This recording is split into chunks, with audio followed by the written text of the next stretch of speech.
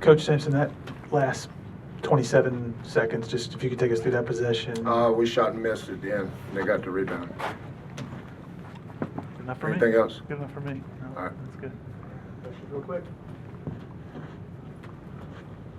What did you see down the stretch? Obviously, it was a Well, fourth game. What did you see as the difference down the stretch? I mean, we've lost 4 games by 1 point, or the last possession. You know, you've got to make winning plays. You know, we went to the free throw line twice on 1-and-1s, made 1 of 2. Those are big deals. Those are big plays. And then 3 times, not once, not twice, 3 times, we fouled them 85 or 90 feet away from the basket. Didn't even make them have to work to score. Just go, here's some free points. So we're missing free throws. They're going down making free throws. Then we had the opportunity to make some big shots.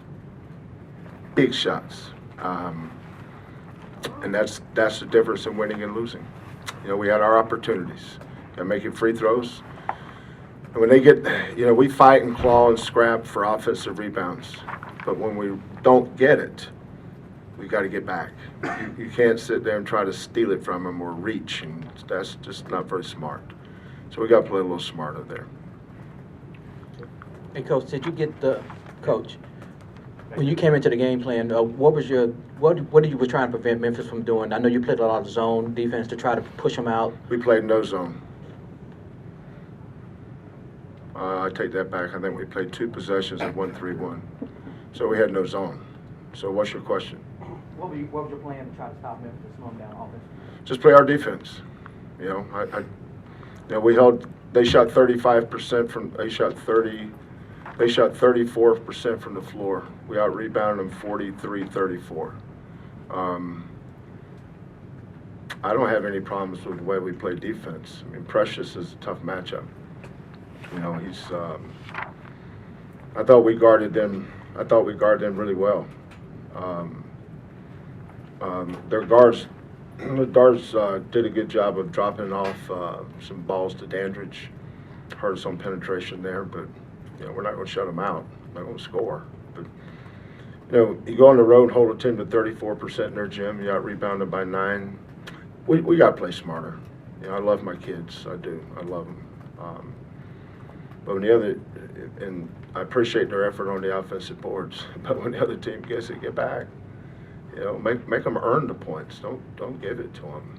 You know, and then conversely, when you get to the line, you know, Mills, you know, skinny little freshman's going to be a good player, but you know, free throws are really important down the stretch. I mean, 1 for 2 doesn't help us, and especially when Quinones goes 8 for 8. But I have no problem with our effort. Our kids scrapped and clawed. You know, we're not a great team. We never have been. The team I had last year was really, really good. This team is young. And they fight, and we had some guys tonight that needed to play better, you know, especially when we go on the road. But Penny, I thought Penny did a great job with his team. You know, they attacked us with Precious and did some good things there, but our defense was good. I thought we defended them well. I thought we rebounded well. We shot 34%. You know, we didn't get to the line but 12 times. They went to the line 30 times. That's not the last time that'll happen on the road to people. It's just the way it is. Nothing to complain about. Just the way it is sometime on the road. But we had our chances. We certainly had our opportunities, and we have nobody to blame but ourselves. Back here. Coach, there seemed to be some miscommunication on the offensive side of things tonight. Talk about those, and how do you fix those heading to March? I don't know what you're talking about. Which, give me some specifics. Was that last play designed, or was that let's just get up the second, let's get up that shot, and then let's get the rebound, or was that a design play? I can't think of a better design than get a ball to Caleb Mills in space. That last shot. How many points he scored tonight? Caleb Mills was 7 for 14, 7 for 13 going that shot on that same play. So why wouldn't we run it again? You sound, it's funny, you sound like Penny in terms of winning plays at the end. He's been dealing with that all season. Is that a product of youth? And then secondly, I have here, both Mills and Sasser, neither one of those guys particularly highly recruited, tremendous players. What do you see of them so far?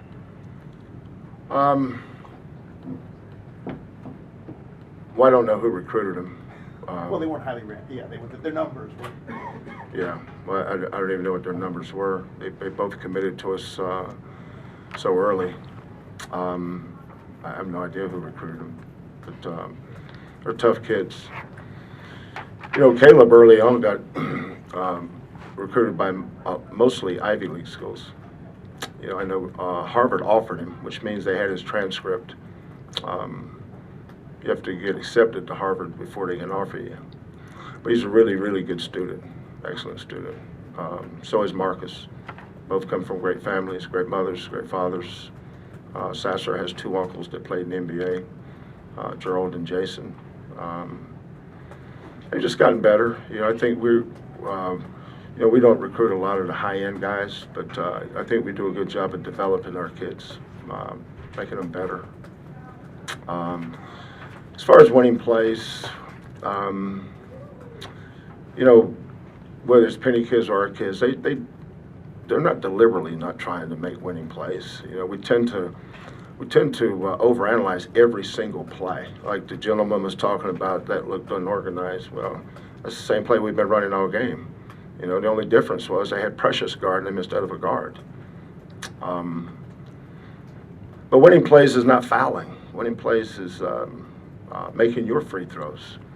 You know, Precious made his free throws tonight. I think he was shooting 57% from the free throw line going in. Winning plays is making your free throws. Quinones made 8 for 8. Those are winning plays. They've had a problem with turnovers this year. They only had 8.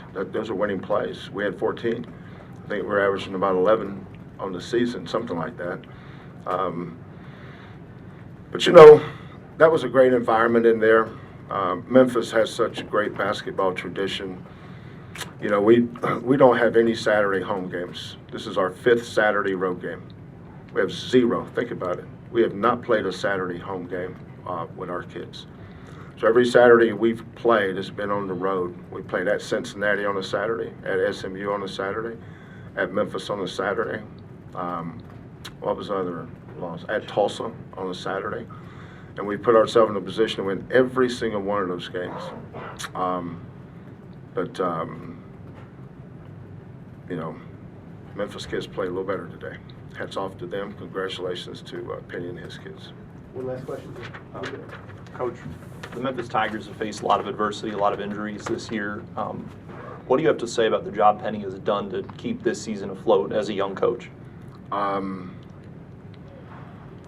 It's not easy to do what he's doing, especially when you got people looking over your shoulder, telling you what you're doing wrong every single day, when they have no clue about coaching a basketball team. Like I have no clue how to be a banker.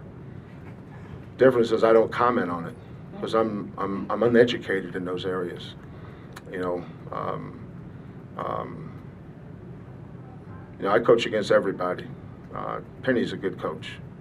They run good stuff. They get the ball to the right people. He's doing it with freshmen, which makes it even more impressive to me. But coaching is not easy. Everybody can do it until you have to do it. You know, it's easy to sit there and when somebody makes a mistake, well, you should have done this. Oh, really? That's pretty good analysis, great observation. You know, it's not hard to figure out after the fact. But, you know, I've been doing this a long time. I've made a ton of mistakes. We all do, just like you guys do too. Mistakes is part of life, but you know, you learn from them. You know, I don't sit around pointing fingers at what people do and don't do. I think we should live our live our lives every day to see how the best we can be.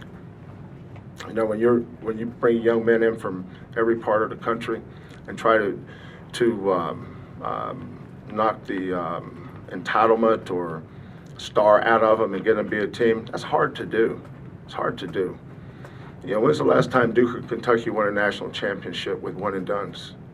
Look at the two teams who were in the national finals last year, Virginia and Texas Tech. There's a reason why. They're mostly senior-dominated teams. Texas Tech was fifth-year seniors. So, but when you're coaching 18-year-olds versus 22, 23-year-olds, Penny may be doing the best coaching job of anybody in this league. He and Frank Haith. Those two guys really, really know what they're doing. So, kudos to Penny. Thanks, Coach.